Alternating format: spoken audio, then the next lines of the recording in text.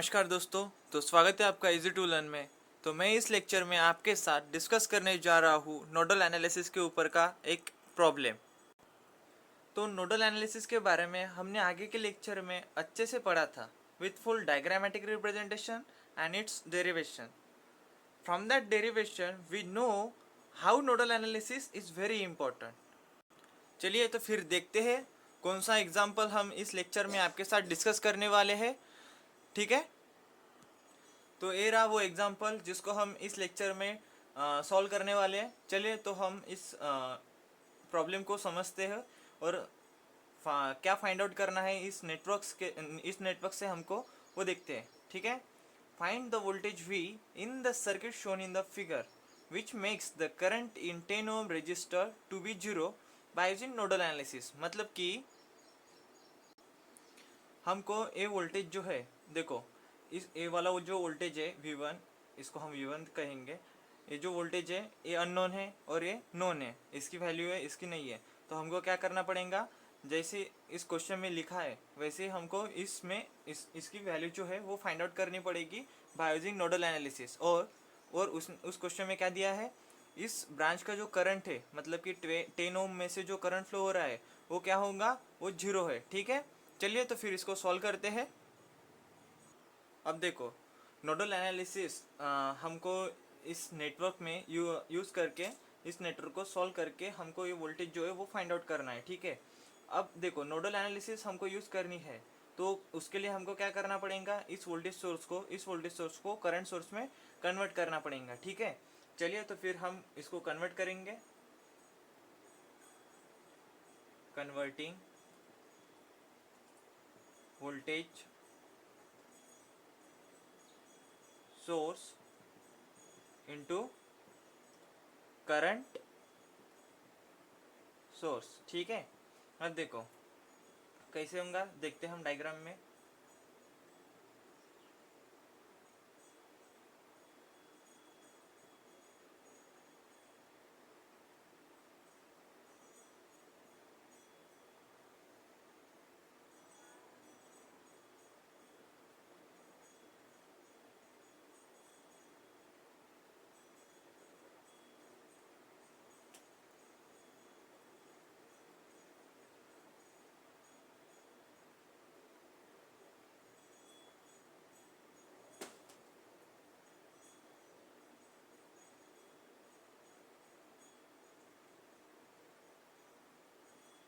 देखो अब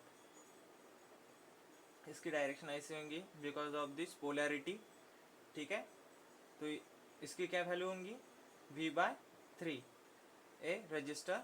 ठीक है, यहाँ पे क्या होगा फिर 3 ओम, यहाँ पे 2 ओम, यहाँ पे 10 ओम और यहाँ पे 5 ओम, यहाँ पे 7 ओम। इसकी भी डायरेक्शन ऐसी होंगी बिकॉज ऑफ दिस पोलैरिटी। ठीक है, यहाँ पे कितना होगा फिर 50/7 एम्पियर। ठीक है, इसको भी एम्पियर लिख सकते हैं। अब देखो हमारे कौन से नोड थे जो हमारे न्यूमेरिकल में गिवन थे, V1 और V2। इसको हम क्या देंगे, थर्ड नोड देंगे जिसको हम रेफरेंस नोड से डिनोट करेंगे। ठीक है, जैसे कि हमने नोडल एनालिसिस में देखा था V3 दे देंगे। ठीक है, तो ये हो गया हमारा कन्वर्ट वोल्टेज सोर्स में से करंट सोर्स में। ठीक है, अब हम इस एक एक नोड के लिए इक्वेशन फाइंड आउट करेंगे। ठीक है, चलिए तो फिर देखते हैं। तो देखो अब हम क्या करेंगे, नोड V1 में हम क्या करेंगे, KCL अप्लाई करेंगे। ठीक है, क्या होगा फिर, applying nodal analysis at node V1। ठीक है, तो क्या होगा फिर V1/2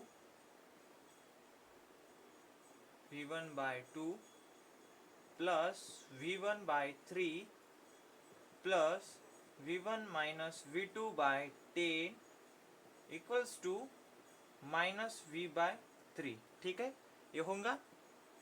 तो अब हम इस इक्वेशन को इक्वेशन 1 से डिनोट करेंगे, क्योंकि ये जो इक्वेशन है ये इक्वेशन किस नोड के लिए आया, नोड V1 के लिए, ठीक है।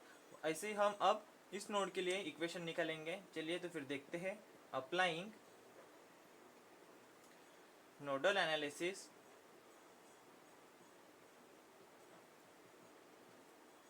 एट नोड V2, ठीक है। तो क्या होगा फिर V2 के लिए, V2 के लिए होगा V2/5 plus V2/7 plus V2 minus V1/10 equals to -50/7, ठीक है। तो इसको हम इक्वेशन 2 नाम देंगे, ठीक है, क्योंकि ये जो इक्वेशन आया ये कौन से नोड से आया V2 से, ठीक है।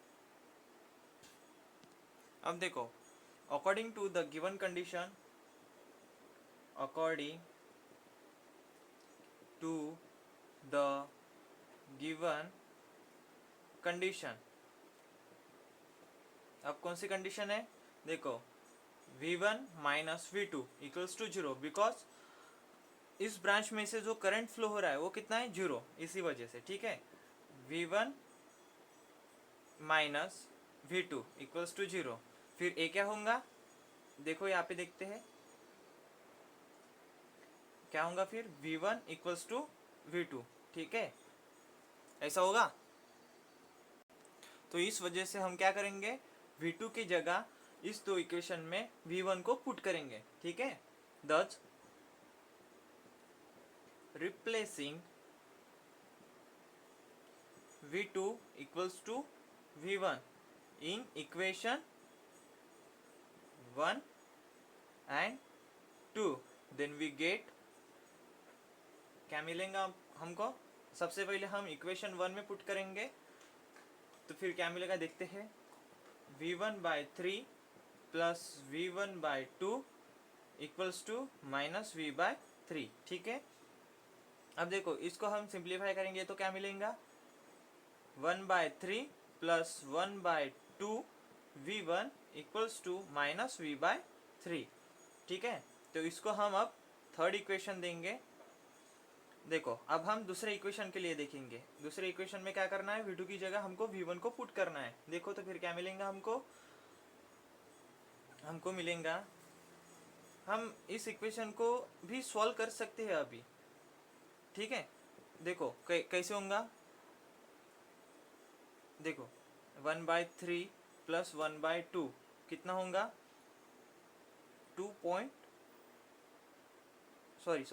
1/3 प्लस 1/2,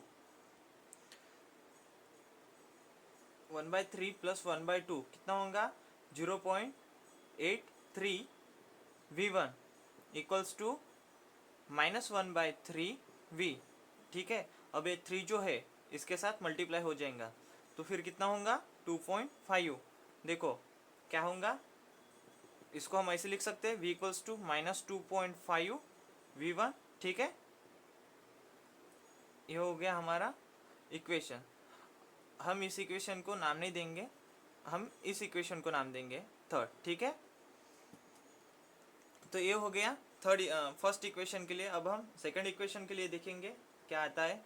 सेकंड इक्वेशन में हम अगर पुट करेंगे V2 की जगह V1 को तो क्या मिलेगा हमको, V1/5 plus V1/7 equals to -50/7, ठीक है। ऐसा ही मिलेंगे ना, देखो यहाँ पे, ठीक है।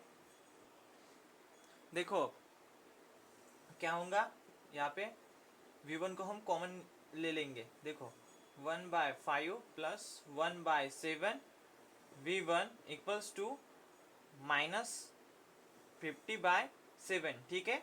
अब देखो ये कितना आएगा, 1/5 प्लस 1/7 ये आएगा 0.3428 V1 इक्वल्स टू, और -50/7 कितना होगा, 7.14, ठीक है। अब देखो अब क्या होगा, V1 इक्वल्स टू माइनस, ठीक है, -7.14 अपॉन 0.3428 तो फिर अब क्या मिलेगा हमको, V1 equals to minus 20.833 volts. ठीक है, ये मिलेगा ना। तो अब हमको कौन सी वैल्यू मिल गई, V1 की। हमको क्या फाइंड करना है, सिर्फ V। ठीक है,